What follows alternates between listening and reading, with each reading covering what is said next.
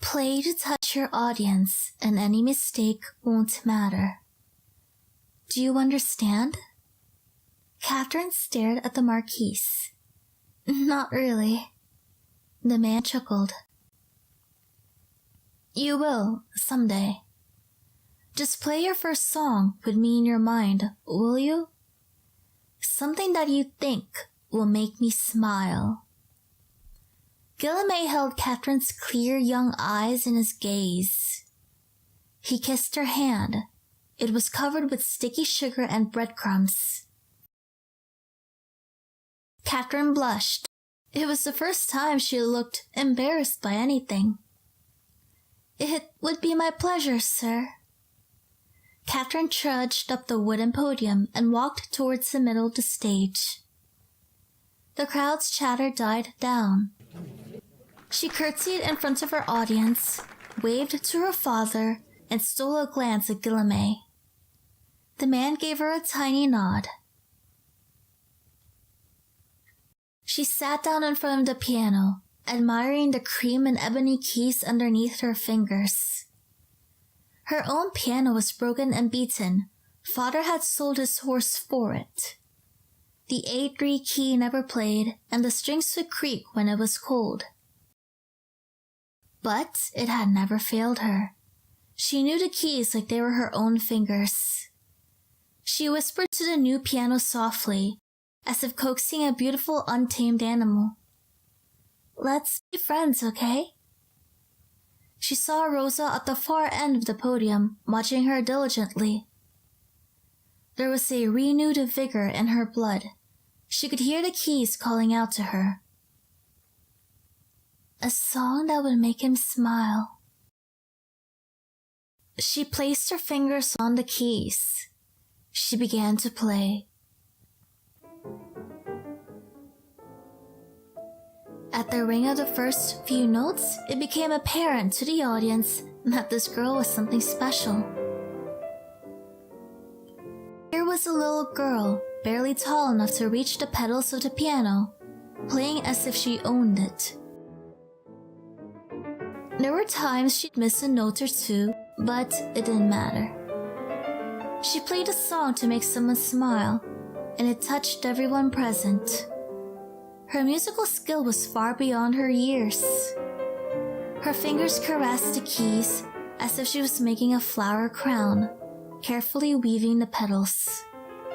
She knew the correct way to tie the leaves so they wouldn't tear, like all smart little girls did. As the piano sang under her hands, Catherine seemed to disappear right in front of the audience's eyes. She was just a vision after all. Somebody leading them down a dream. A dream of a garden, the springtime, the shade of a tree on a windy day. The couples in the audience tightened their grip on the hands of their partners. Some closed their eyes and let the music saturate their soul. Sweet memories of youth. A first love. The yawn of a newborn. Rosa's eye shone as she stared at Catherine. Her heart was captured by this image of her. A young girl swaying her head to the music, smiling as the notes poured out of her. She couldn't take her eyes away from Catherine's growing face. Was this happiness? Was this love? She looked like she was in love. And she was, wasn't she? In her innocence, she was still in love with life. In love with her family, with her pets, in love with every new discovery. She was full of hope. It was a bittersweet feeling for Rosa. A happy teardrop rolled down her cheek. She wanted to warm herself in that hope if she could. In the audience, Guillaume and Catherine's father sat beside each other. Sir Paride, or Paride, whatever the fuck it is. Your daughter is amazing. She is, isn't she? I mean, pardon my arrogance, my liege. I'm a very proud father, you see. No pardon necessary, sire. Has she found a sponsor yet? The Duke of Versailles once spoke to me about it. Then I must steal her away as soon as possible. Sire, I'd like to be Catherine's primary sponsor, if that is all right with you. Why, sire. And to further cement my status, that piano she's playing right now? It is hers. I've bought it for her. Francois's eyes widened in astonishment. That's... Francois gulped. That is beyond generous, sire. Guillemette smiled. Well, I must make it hard for you to refuse me, you see. I took the opportunity of asking you outright. You see, the Duke might offer an extravagant piano plated in gold. In that case, I have no choice but to humbly concede. What? I'm kidding. The Duke of Versailles is the worst miser you will ever meet. The man chuckled. Of course, I shall be paying for her musical tutoring as required, along with an ample stipend to accommodate your family. You don't have to look so surprised, Monsieur Parade. Your daughter is a star. There is an effervescence about her that enraptures the soul. And there's no doubt in my mind that she will succeed. Thank you deeply, my liege. Please, call me by my name, monsieur. Let me remind you, this generosity isn't without charge. That's not very generous, then. Her tutoring will be done at my house. I will monitor her progress. Apart from that, I'd very much like Catherine to visit me and play from time to time. Music is one of my true passions. Her presence will benefit my mood tenfold. Of course, sire. That is a small price to pay for all your efforts. On the contrary, monsieur.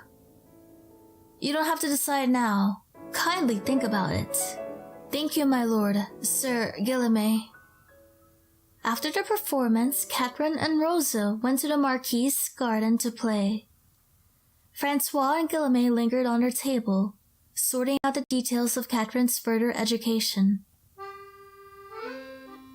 Emilia Paride wandered about the crowd, searching for a familiar face. She had arrived halfway through Catherine's performance, just in time to gush at her little sister's applause. Unfortunately, she couldn't find her father in the crowd. When she finally caught sight of the back of his head, she approached him hastily. Father, there you are. I've been looking all over for you. Emilia stopped as she saw the man her father was talking to. It was none other but the Marquis himself. She fixed her hair self-consciously and curtsied. My lord, pardon my intrusion. I didn't realize. Guillemette smiled at her kindly. You are free to intrude any time, my lady. Emilia smiled back. Just as the rumor said, the Marquise was easy on the eyes. To whom do I owe the pleasure of your acquaintance? This is my eldest daughter, Emilia. Pardon me for not introducing her sooner. Charmed. Guillemette offered her a seat. Emilia sat down across the man. Well, it seems talent and good looks run in the family. Francois rubbed his neck. Yes, my daughters are my pride and joy. Thankfully, they both took after their mother. Surely not, Monsieur Parade. The eyes are yours, earnest and loving eyes. Emilia snorted at such sappy words. Her father was clearly basking in the compliments. If this was really the famous Guillemette the rumors talked about, then he wasn't exactly much of a charmer, was he? She didn't know what all the fuzz was about. The ladies in the house she worked for could not seem to stop talking about this man. There was something morbidly curious about the way he looked at people. like he was always distracted and could only say words that were expected of him. I'm pleased to have finally met you, sire. I've heard a lot about you on my travels. All good things, I hope. Depends on the tabloid and the day of the week. Amelia seems pretty sharp. Amelia thought to herself and chuckled. You are a governess, I was told. Where do you work? With the Dimitri household, sire. Ah, yes. I heard you were marrying into the family soon. Oh, father, I told you not to tell anybody yet. I didn't. But you know how people talk. Word travels fast. Pardon the comment, then, my lady. Please. Your betrothed is a lucky man, I'm sure. The conversation endured through the afternoon. Small talk, musical composers, their little town. Catherine's musical background, Francois' students, Emilia's work. Emilia played with her napkin, offering droll opinions on the particularly droll topics. All throughout the exchange, Emilia observed the infamous Marquis de Gaulle. This was him? The audacious, shameless flirt of the royal court and the tabloids? According to rumors, he was able to bed both the widowed Countess of Devonshire and her daughter. Wow, that is pretty fucked up. At the same time, what? And even had a tumultuous relationship with the Prince of Garnet. He didn't limit himself to royalty, or so the tabloids said. His latest fling was an English poet, who, they say, almost killed him when he was caught with another man. Or woman. At this point, who knew what was real and what was a blatant lie made up by the newspapers? She had looked forward to meeting him, and here he was, finally, talking about sampling the new bakery's creme brulee. She couldn't say she was disappointed exactly, but the Marquis was a depressingly normal man. Maybe even boring, Emilia ventured. She watched as his gaze flickered across her hair and her nose before lazily trailing away. How infuriating. She wondered if he would suddenly say something coy, or insist to dance with her. Just something outrageous. Honestly, so she could shoot him down. This man whom everyone was interested in? That would be small victory for reasonable women everywhere. But the Marquis was nothing but polite. He did not ogle. He did not touch unnecessarily. No audacious gestures or suggestive winks of the eye. He would not even look at her for more than 2 seconds. Maybe she was not pretty enough to flirt with? Emilia bit her lip. She shouldn't be thinking that. But there were also times that he would quietly look into her eyes when the conversation lulled. When the words spoken were without meaning, their eyes would converse further. To Emilia, he'd started to look lonely underneath the facade of caprice. He seemed tired of all the gallivanting, the rumors, and the numerous flings. We are all a little lonely, aren't we? Perhaps even he. He invited the family over to his chateau and commented on how empty the buildings felt sometimes. Music was his guilty pleasure. It got him through the cold nights, he said with a sad grin. How he wouldn't mind a warm soul to touch. And before she could stop herself, Emilia had begun to imagine his lips on her neck.